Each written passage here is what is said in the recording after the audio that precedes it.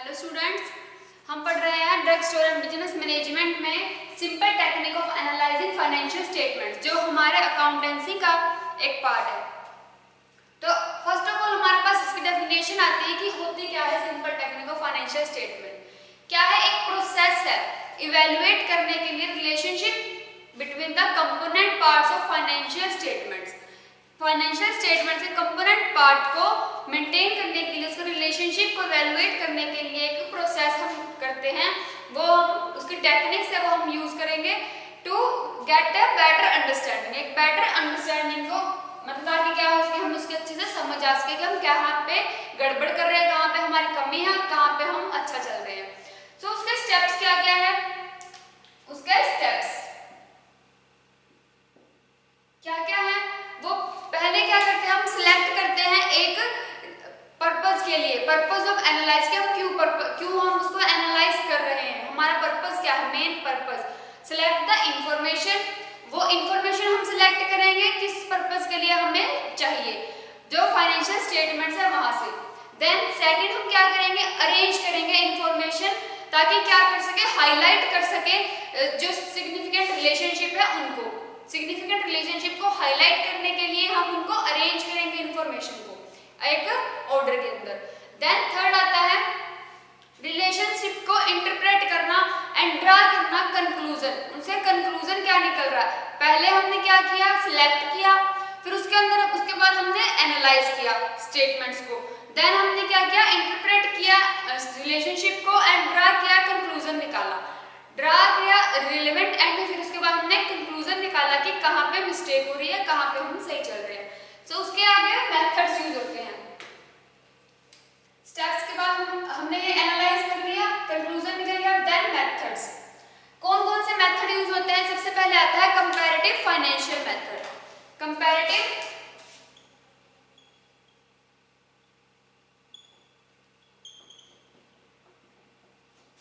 Financial statements.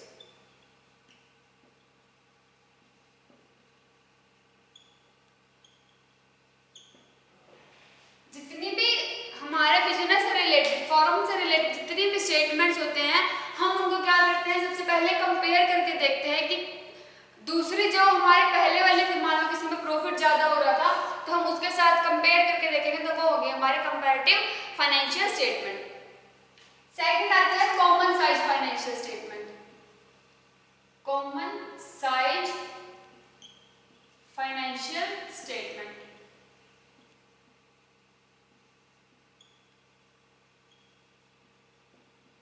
जो similar होती है स्टेटमेंट, जो सिमिलर रिलेशनशिप शो करती है, उसमें हम देखते हैं कॉमन साइज फाइन।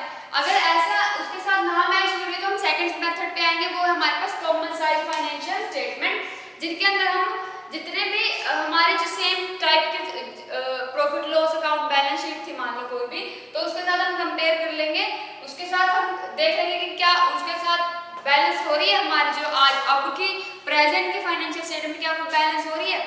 थर्ड आता है funds flow analysis. Funds flow analysis and then आता है ratio analysis.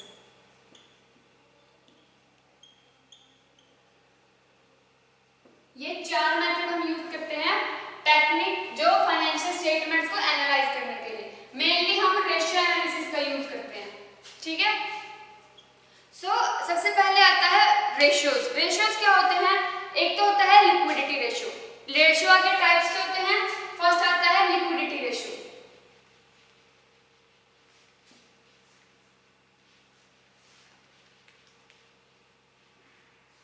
First is liquidity ratio.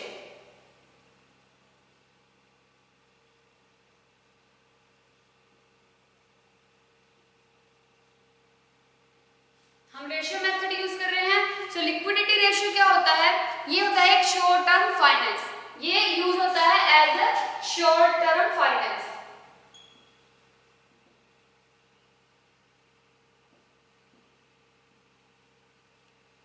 हम इसको शॉर्ट टर्म फाइनेंस जब होता है तो उस टाइम यूज करते हैं लिक्विडिटी रेशियो। होता कैसे है इसके अंदर, आगे आता है करंट रेशियो। करंट रेशियो में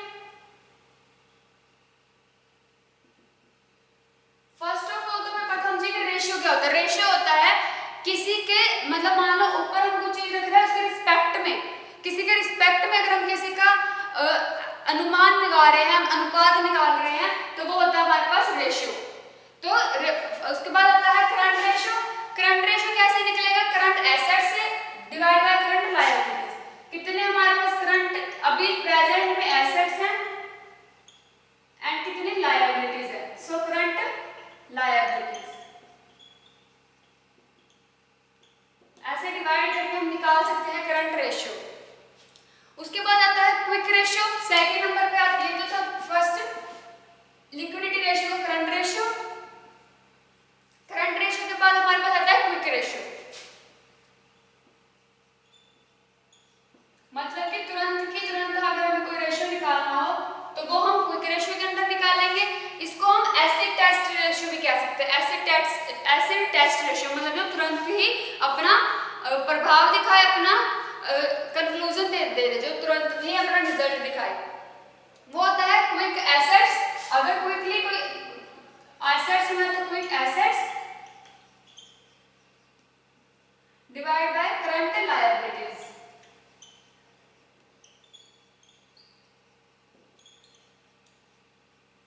तो ये आ जाएगा क्विक रेशियो के अंदर, जो है दोनों लिक्विडिटी रेशियो के अंदर। उसके बाद आता है हमारे पास सॉल्वेंसी रेशियो। सॉल्वेंसी रेशियो को हम कह सकते हैं लेवरेज रेशियो भी।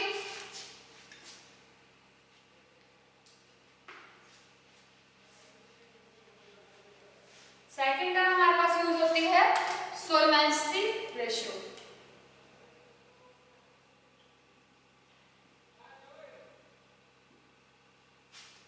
सॉल्वेंसी रेशियो क्या होता है? इसको हम लिटरेचर जो लेवरेज रेशियो भी बोल सकते हैं, leverage also known as leverage ratio.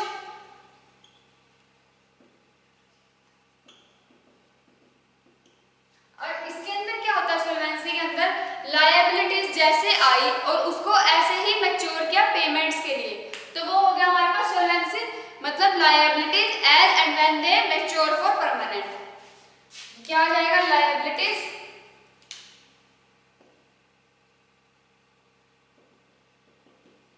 as and when they mature for permanent। तो वो आ गया हमारे लायबिलिटीज के अंदर सॉल्वेंसी रेशियो। इसको हम कैसे निकाल सकते हैं? इसको मेजर किया जाता है रिलेशनशिप ओनर्स फंड, जो ओनर्स फंड होता है, खुद का फंड होता है, या फिर क्रेडिटर्स फंड के through. Owner's fund and creditors fund, owner's fund and creditors fund. तो वो आता है सॉल्वेंसी रेशियो के अंदर। अब कैसे? जैसे कि शेयर होल्डर है, उसने क्या किया? सबसे पहले आप इसका रेशियो देख लेते हैं कैसा होता है। डेबिट इक्विटी रेशियो, जो हमारे पास होता है डेबिट इक्विटी रेशियो, इसके अंदर आते हैं debit equity ratio. Debit equity ratio क्या होता है? लॉन्ग टर्म डेबिट को अगर हम शॉर्ट टर्म डेबिट जो शेयर होल्डर इक्विटी है उससे डिवाइड कर दे तो हमारे पास आता है debit equity ratio. Long term debit को शेयर होल्डर इक्विटी से, शेयर होल्डर इक्विटी, तो ये निकलाएंगे हमारे पास debit equity ratio. Share holder equity कैसे निकाल सकते हैं हम? जितना इक्विटी शेयर है कैपिटल ने किया है, इक्विटी शेयर बाय कैपिटल, उसमें ऐड कर देंगे हम surplus equity share capital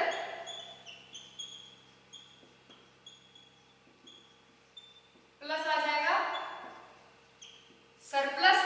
surplus और इक्विटी शेयर कैपिटल में अगर हम ऐड कर दे preference share capital, preference share capital,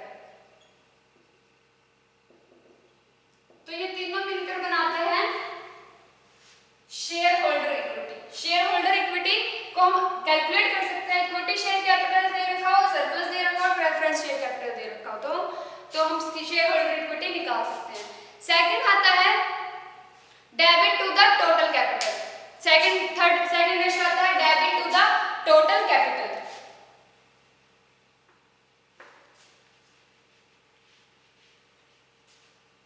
debit to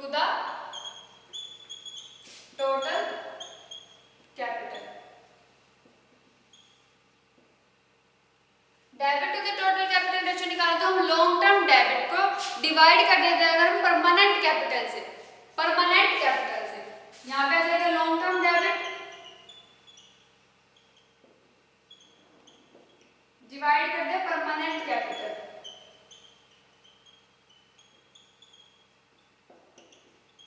तो वो हमारे पास निकाल देगा debit to the total capital.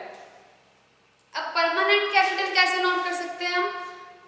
Share holder equity plus long term debit, share holder equity plus long term debit निकाल देगा permanent capital. Share holder equity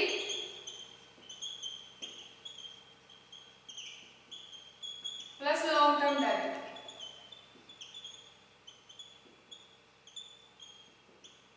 तो ये आ जाएंगे हमारे पास permanent capital.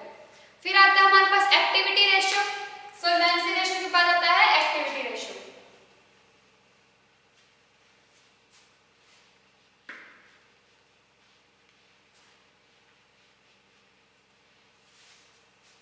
Then activity ratio,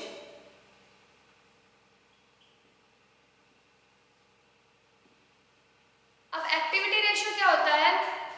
इसको हम एफिशिएंसी रेशियो भी बोल सकते हैं, also known as efficiency ratio. जितना भी इन्वेंटरी टर्नओवर होता है, इन्वेंटरी टर्नओवर मतलब कि पूरे साल का अगर हमने इतना इन्वेस्ट किया था, मान लो हमने 50,000 इन्वेस्ट किया और हमें मंथली और हमने 1 लाख की कमाई की, तो हमारा टर्नओवर कितना हुआ? 50 लाख हमारा खर्च हुआ ही था, वो हमने निकाल दिया, तो 50,000 हमारा खर्च हुआ था और 50,000 का हमें टर्नओवर मिला, मतलब मंथली हमारी इनकम हुई 50,000। इसको हम एफिशिएंसी रेशियो भी बोलते हैं, एक्टिविटी रेशियो को। और इसको कैलकुलेट कैसे कर सकते हैं? इन्वेंटरी टर्नओवर रेशियो के through. Cost of the goods sold, जितना हमने सोल्ड किया है, सेल किया है, वो साल का cost divide by average inventory. Cost of the goods sold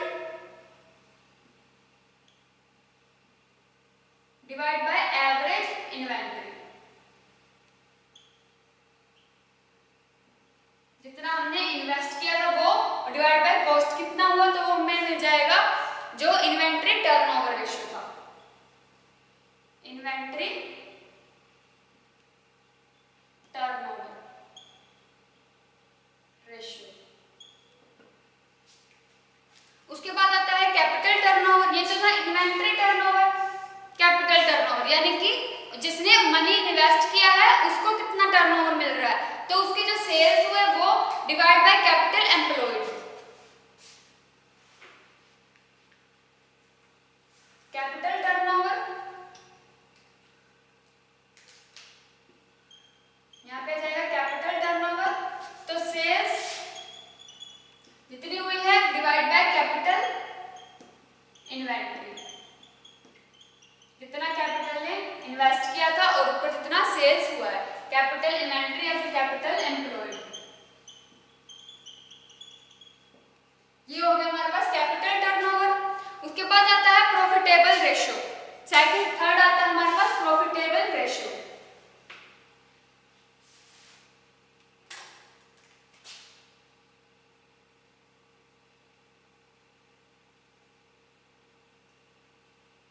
profitable ratio के अंदर आता है ग्रॉस प्रॉफिट, जितना भी प्रॉफिट वाला रेशियो है वो हम प्रॉफिटेबल रेशियो के अंदर निकालेंगे। तो सबसे पहले आता है gross profit ratio, gross profit.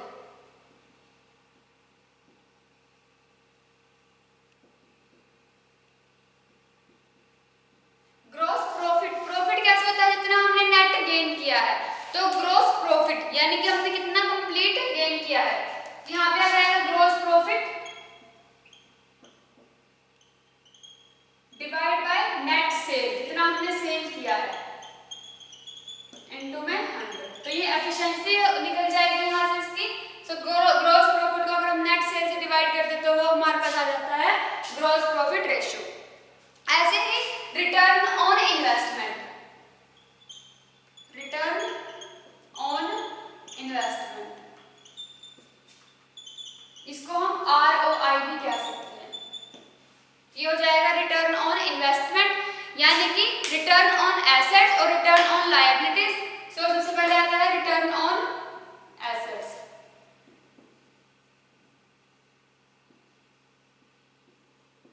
Return on assets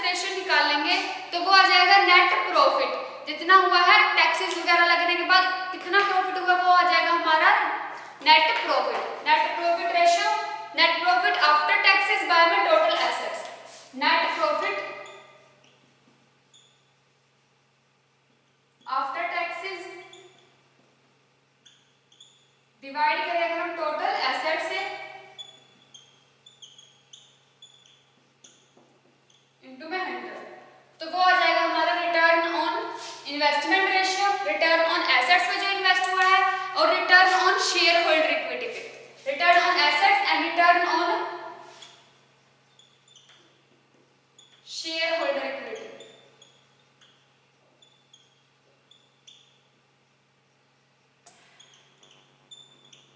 share holder equity में रिटर्न, नेट प्रॉफिट लॉस, जितना नेट प्रॉफिट हुआ आफ्टर टैक्सेस वो divide by equity share capital, जितना कैपिटल शेयर करता है इक्विटी वो, इनटू में 100, प्लस उसके अंदर हम ऐड करेंगे preference share capital plus retained earning, preference share capital plus retained earning, तो हमारा आ जाएगा return on share holder equity. क्या क्या हमने ऐड किया?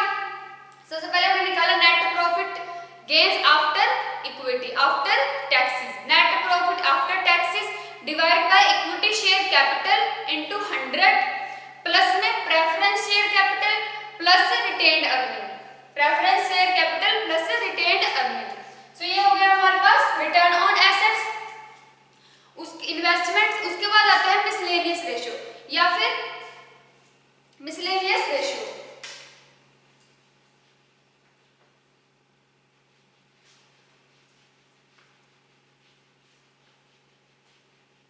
देन आता है हमारे पास miscellaneous ratio,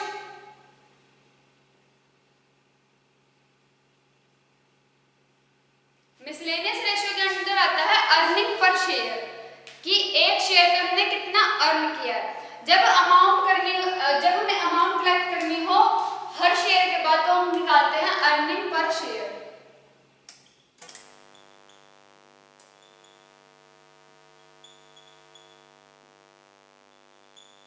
earning per share के अंदर आता है कि net profit after tax, net profit after tax इतना हुआ बाय में total number of share, net profit after tax divide by total number of share into 100, net profit after tax divide by total number of share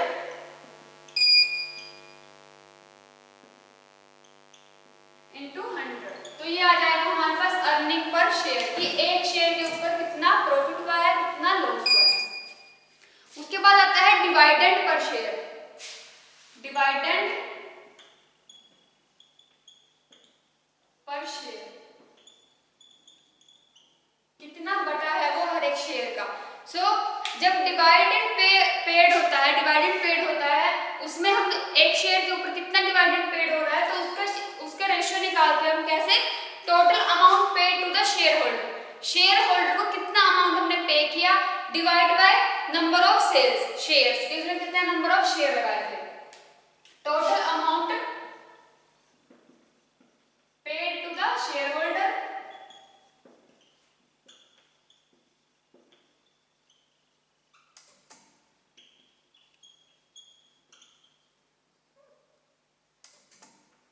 divide by total number of shares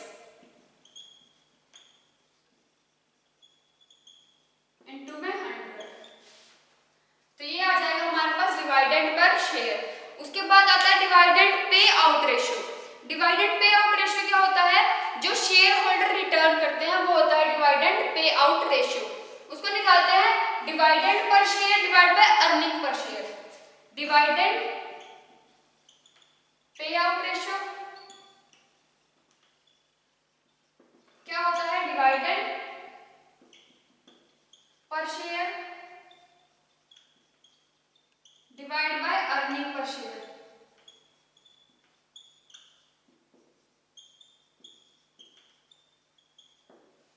dividend per share and earning per share का ratio निकाला तो हमारे पास आ जाता है dividend pay out ratio.